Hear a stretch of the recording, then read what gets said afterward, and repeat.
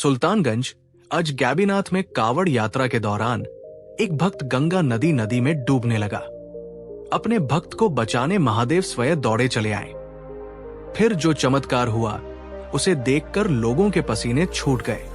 सुल्तानगंज बिहार का एक पवित्र तीर्थ स्थल जहां गंगा नदी की उत्तरी धारा उत्तर वाहिनी बहती है और हर साल सावन के महीने में लाखों भक्त बाबा अजगैबीनाथ के दर्शन के लिए कावड़ यात्रा पर निकलते हैं। ये यात्रा 105 किलोमीटर की कठिन पैदल यात्रा है जो सुल्तानगंज से शुरू होकर देवघर के बाबा वैद्यनाथ धाम तक जाती है। भक्त गंगाजल लेकर बोल बम और हर हर महादेव के जयकारों के साथ इस यात्रा को पूरा करते हैं।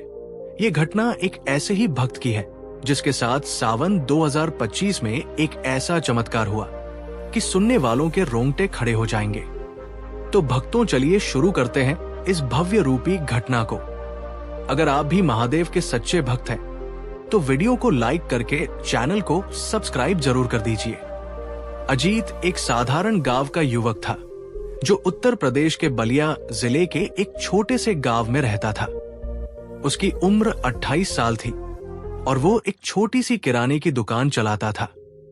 अजीत बचपन से ही भगवान शिव का परम भक्त था। उसकी माँ उसे बचपन में सुल्तानगंज के अजगैबीनाथ मंदिर ले जाया करती थी, जहां वो गंगा के किनारे बैठकर घंटों शिवलिंग की पूजा करता।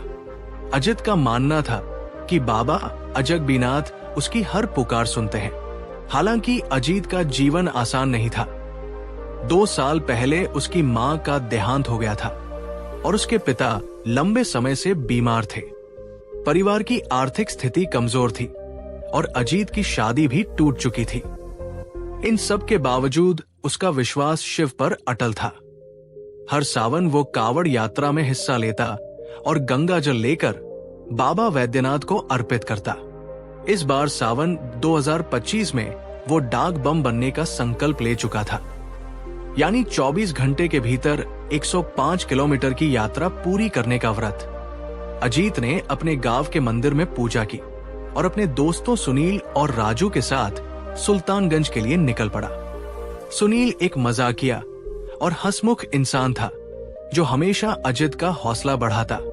वही राजू थोड़ा शांत स्वभाव का था, लेकिन उसकी भक्ति भी गहरी थी।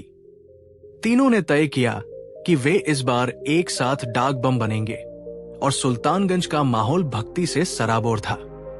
गंगा के किनारे हजारों कावड़िए कतार में खड़े थे अपने कावड़ में गंगा जल भरने के लिए। अजगैबीनाथ मंदिर में भक्तों की भीड़ थी और बोल बम के नारे गूंज रहे थे। अजीत ने गंगा में स्नान किया और मंदिर में जाकर बाबा अजगैबीनाथ से प्रार्थना की है, महादेव इस बार मेरी यात्रा को सफल करना, मेरे पिता को स्वास्थ्य देना और मेरे जीवन की परेशानियों को दूर करना। गंगा का जल ठंडा था और अजीत ने अपने कावड़ में जल भरा। उसने अपने कंधे पर कावड़ उठाई और सुनील व राजू के साथ यात्रा शुरू की। शुरुआती कुछ किलोमीटर आसान थे। रास्ते में भक्तों का उत्साह, ढोल नगाड़ों की आवाज और भजनों का माहौल अजीत को प्रेरित कर रहा था। लेकिन जैसे जैसे दिन चढ़ता गया, गर्मी और थकान बढ़ने लगी। अजीत के पैरों में दर्द होने लगा, लेकिन उसका संकल्प अटल था। तीनों दोस्त लगभग 20 किलोमीटर की यात्रा पूरी कर चुके थे जब वे एक बार फिर गंगा के किनारे रुके। अजीत ने सोचा कि वो अपने पैरों को थोड़ा आराम दे और गंगा में स्नान कर ले। गंगा का प्रवाह उस दिन तेज था क्योंकि सावन की बारिश ने नदी को उफान पर ला दिया था। अजीत ने अपने कावड़ को किनारे रखा और गंगा में उतर गया। सुनील और राजू पास ही बैठकर बातें कर रहे थे। अजीत गंगा में थोड़ा आगे बढ़ा ताकि वो गहरे पानी में स्नान कर सके। तभी अचानक उसका पैर फिसला और वो तेज धारा में बहने लगा। गंगा का प्रवाह इतना तेज था कि अजीत खुद को संभाल नहीं पाया। उसने मदद के लिए चिल्लाया, सुनील, राजू बचाओ। लेकिन उसकी आवाज नदी के शोर में दब गई। सुनील और राजू को जब तक समझ आया अजीत पानी में काफी दूर बह चुका था।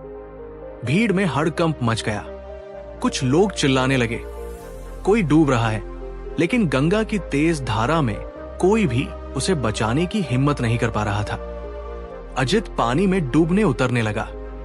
उसका दम घुट रहा था और वो बार बार हर हर महादेव का जाप कर रहा था। उसकी आंखों के सामने अंधेरा छाने लगा। उसे लगा कि अब उसका अंत नजदीक है। तभी एक चमत्कार हुआ।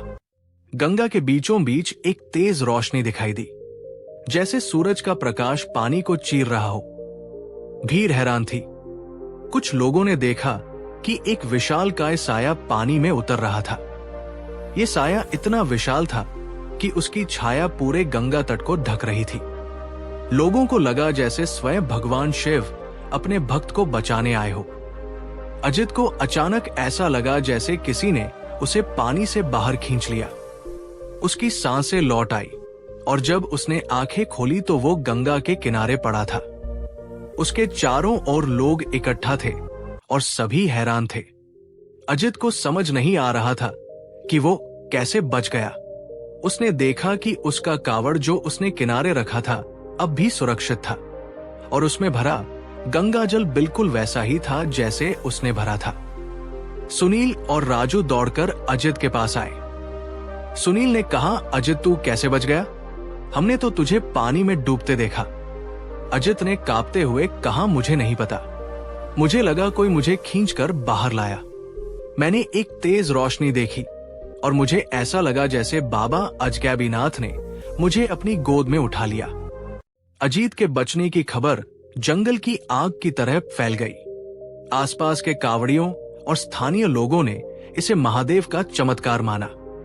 एक बुजुर्ग कावड़िया जो हर साल यात्रा में हिस्सा लेता था ने कहा, यह कोई साधारण घटना नहीं है।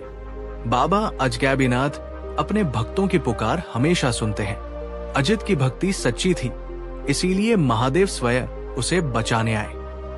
कुछ लोगों ने बताया कि उन्होंने गंगा में एक विशाल त्रिशूल जैसी आकृति देखी थी, जो पानी से निकलकर अजित को किनारे ले आई।